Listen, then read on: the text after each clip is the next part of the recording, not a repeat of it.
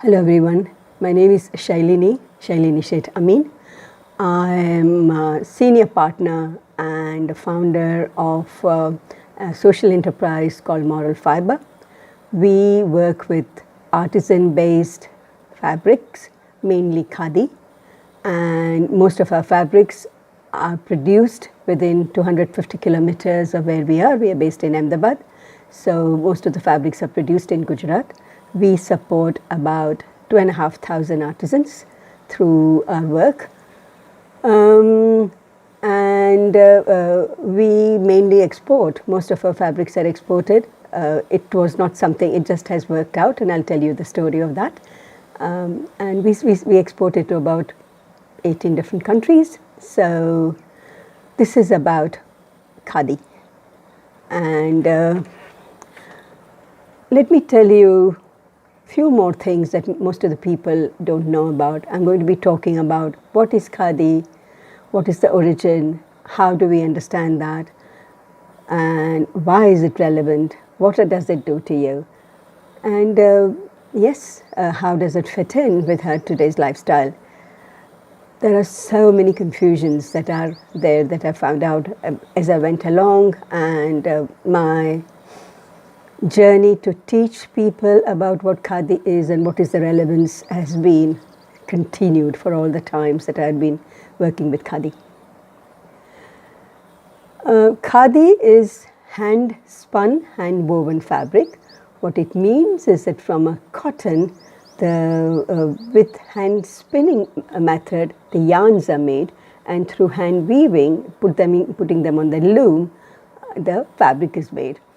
And that has been an oldest technique of fabric making historically, and that is what khadi is. Many times it gets confused with handloom. Handloom is where the yarns are made in the mill, and then it is given out to the handloom artisans or the weavers, and they would weave it to the different patterns. So handloom and hand woven fabric and khadi are different, because khadi is hand spun and hand woven, while handloom is just hand woven. Also, many times there are, in this day and age, there are so many spurious fabrics that are being called khadi and being sold because of a certain flair or certain misconceptions, or also their financial reasons. So first of all, let me show you. This is khadi. If you look at it closely, you can see the weaves. You can see some weaves that are uneven, because the yarn is made by hand on the charkha or on a power loom, and because it is done with hand, the unevenness and slight roughness of texture is something that is very, very characteristic of this fabric. So that is probably one way of recognizing it and making out what khadi is and what is not. Now the question is that, how did you know about khadi or know of khadi? I'm sure many of you have seen, or most of us have seen Gandhiji with a charkha, and everybody's trying to wonder that what charkha had to do with India's independence and why he was promoting it, and is that khadi or what it is. Let me start from even older history, and then I'll bring it to Gandhiji's contribution to khadi.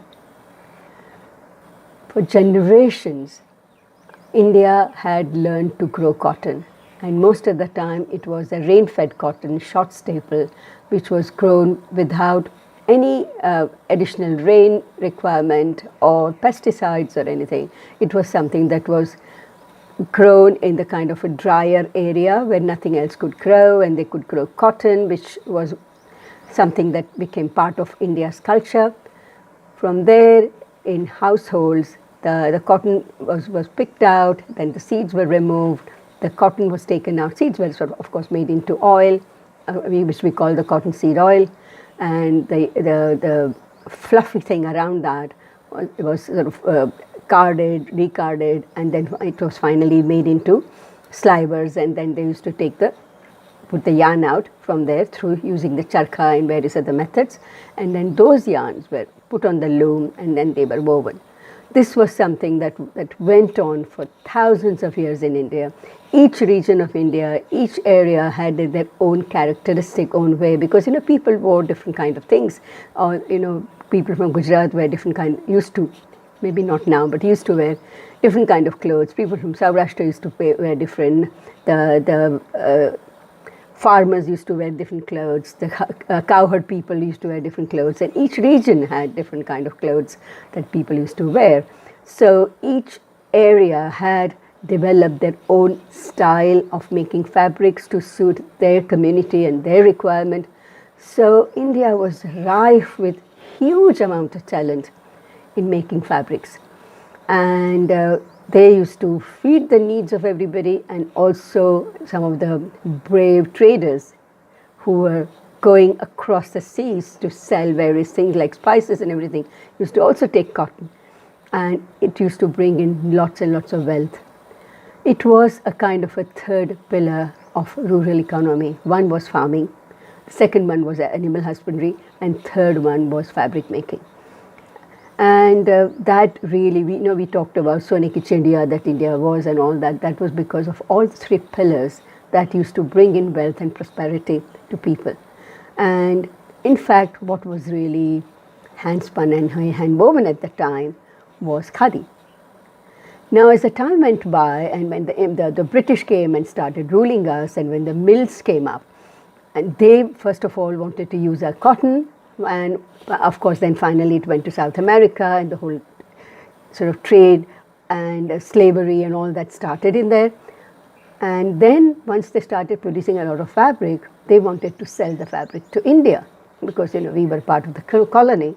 And at that time, some of the weavers were actually taxed for making the fabric, because they didn't want the India's fabric to be sold anymore. It went so bad that some of the weavers cut their thumb, and if you cut your thumb, you can't really weave, because you can't even hold it. So this was their one way of doing a kind of a farmer suicide that people hear about now. And when Gandhiji came to know about it, he realized that you can't really tax, like you can't tax the salt, you can't even tax cotton making. So he said that let all of us do the spinning and weaving, or at least spinning, so that the government can't tax anybody. If we all become spinners, then who can government tax? And based on that, and because it became then a kind of a symbol of Swavulamban and Swatantrata, self-sufficiency, and it really created a kind of an Indian identity for India's freedom struggle. That is what Gandhiji did, and that is where khadi became very popular. And it was all about hand spinning and hand weaving the clothes that we make, so that we become self-sufficient, we become self-reliant, we stop buying fabrics from abroad. Like, now we are talking about, in post-pandemic time, we are talking about Atmanirbhar and Swadeshi and all that. This was one of the first Swadeshi movements that really, really got a momentum, caught people's imagination all over. And that was the khadi movement. So khadi had a huge history and tremendous amount of history. It played a role in India's prosperity, India's freedom. Now people say that, okay, all that was great. Now, we have milk clothes and we have synthetics, we have this and we have that. Why is khadi relevant even today? So let's look at that. Khadi has come a long way from the time that we saw Gandhiji spinning on a charkha, because it has still is like through Khadi and village industry boards and all that, there are cooperatives who still work in the villages to support the spinners and weavers. Rather than a charkha, people use an ambar charkha, which is like a 12 spindle, so that the production is faster, the quality is lovely, and you can have a lot more controlled kind of a production. It gives people, and especially women, opportunity to work from home where they are in the villages. And that is something that is even now prevalent in many, many parts. And that is number one. And number two is about finding the weavers to work. And there are so many traditional weavers who were doing the weaving. Now, of course, the numbers are dwindling for various reasons, mainly because we are not supporting Khadi, or we are not supporting their work and, the whole financial calculations and everything else. But that used to go into to the hands of the weavers, and the fabrics used to be woven there, and then, the production used to be made. It is still made that way. And the requirement and the need for the artisans to get this kind of an income is so pivotal. It was pivotal historically, it is still pivotal now, because there are so many pockets. Sometimes we don't see living in the city saying that, oh, it just, somebody gets something like 200 rupees a day, and how big is that money and all that. The people in the villages, even getting 150 rupees a day by working from home, means a lot. And that really is a life changer. So we are really people-oriented kind of work when we support Khadi. We support the people who really need the money most. So that and if you compare that with mill fabrics, mill fabric is, of course, it has huge investments of machinery and the land and the artisans and the amount of stock that they get and all of that, and then 80% of the profits goes to the mill owners and the shareholders, while with Khadi, 80% of the cost or the profit or the income that they get goes to the spinners and weavers, and that gets distributed amongst thousands of people. So if you really want to support the rural economy and people living in the remote villages, women, I think Khadi still has a lot of relevance. Now let's talk about the other aspects. If you take a shirt that is made 100% cotton shirt that is made in the mill, and if you take a shirt 100% Khadi, if you compare that, how the energy consumption works. For 100% mill-made shirt, whatever energy it takes, because the spinning is done in the mill, the weaving is done in the mill, the processing is done in the mill, the water amount of consumption and all that, all the wastages, all the other chemical things that sort of go into it. And the hand-spun and hand-woven shirt made by Khadi, that takes only 9% of electricity, because mainly the energy goes into spinning in the machinery or the weaving in the machinery and all the processes, but all of that processes are done by hand. So it is one of the most environmental sustainable fabric. Also, it uses only 1/5 of water in processing, because most of the things are done with hand. So when we are talking about the carbon footprint and the global warming and all that, this is one of the best fabric ever that is possible.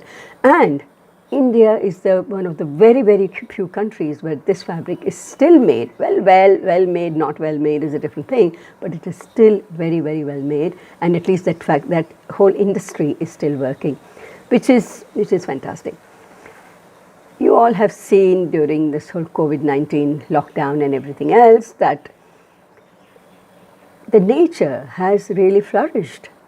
The other species on the planet have flourished too, because we have, by choice, because of the compulsion of the lockdown, we have reduced our carbon footprint. And within weeks, the nature has really flourished. So we should realize that how much impact, negative impact, we are making to the earth, and how we should really protect ourselves from that. And Khadi and handcrafted fabric, because of it supports lots of people in villages, which also we need post-COVID, and it also supports the greening of the environment. I think we should promote Khadi and handcrafted fabrics more than anything else, even in terms of the government policies and all that, in our selection, in our understanding. All of that has to be considered. And I think it is still one of the most sustainable fabric. We say moral fiber fabrics free the environment from pollution and depletion and free people from poverty. And I think that is even more relevant as the time goes by. So that is where Khadi really, really comes in. It supports people in the local industries, it supports people in the local villages, and it is locally produced fabric that promotes the good environment. Our own water, our own sky, our own rivers are protected because of that, and our people are taken care of. What else do you want? What kind of industry would provide that? So you produce the fabric, so you produce the product without costing the earth and support the people. This is the amazing thing about Khadi, and many times people don't really see the context. When I talk about it to a lot of students in the colleges and all of that, and they said, we didn't even know about it, because people get into this whole political thing about the politicians wear the Khadi, and it's really gone so messy without people understanding the real value of it. And that is why the public acceptance of this as one of the most sacred fabric, rather than that, it has become a kind of a propagandist kind of a thing. Even the quality of fabric. I mean, this is something where I'm going to talk about next. As the time gone by, I remember as a child, my auntie was a freedom fighter, and she worked with Gandhi. So that is where I got to hear about Khadi and understand about Khadi and all that. So I can say that from my childhood, Khadi was in a kind of my DNA. But of course, after that, I became an architect. I went away. I was abroad. I came here and all of that. But Khadi was something that I had somehow was made to understand at the right place. And at that time, when the whole freedom fighting movement was going on, and people were really into Khadi and the kind and the quality of fabric that I'd seen at the time, 8-10 years ago, when I started working or looking at Khadi, I realized that the quality was not all that great, and there is a kind of whole dullness that has gone into the industry, so that people didn't really understand or value, because it was sort of considered to be the poor man's fabric, and they were sort of talking about the rebates and all of that, and the cooperatives who were producing it, according to me, had lost appreciating and valuing the beauty of the fabric itself. So when we started working, we produced the catalogs and we produced the kind of material that people could really understand, and we started a web-based business, and we realized that 85% of our buyers were from abroad, and they had more awareness about it and everything, about the sustainability, about the fairness of the artisan work and all that. So all that had really helped, and that is something that had created the quality and created the contemporariness of the fabric. And I think that is something which I think we want to promote in the most prolific manner to today's generation. It has to attract, or it has to have a kind of a wow factor that would attract the younger people. So that is where the quality aspect of it really comes about. Now, we also would like to invite most of the young students and the designers who are interested in experimenting with Khadi and experimenting with real Khadi. I think that has been a bit of a misunderstanding, misappreciation that has gone, and a lot of people. So that is why Khadi is a certified fabric. It needs to be getting the Khadi India certification, so that people know that it is really hand-spun, hand-woven, and people are not being misled. So that is one of the things that is very, very important. And I wish and pray you come to our website. We have a MORALFIBRE website where you can see amazing amount of fabrics, where you can buy, where else you can buy it. We sell it in different shops. There's some of the Khadi shops that are available. But more interestingly, some of the designers, not designers with capital D, I'm talking about that, they just use a little bit of Khadi, and because Khadi has become a buzzword in a way, because of Prime Minister Narendra Modi is talking about it. So sometimes, it has been misused as well. But at the same time, if the big designers are using it, that is kind of that also creates a kind of a aspirational value to it, which also I'm extremely grateful. But at the same time, I really, really believe that the fabric is for the people, by the people, and we should all promote it. Let me see if I can take you around and show you some stuff that we do. I don't know whether I should be able to do that, but that will give you a bit of an idea.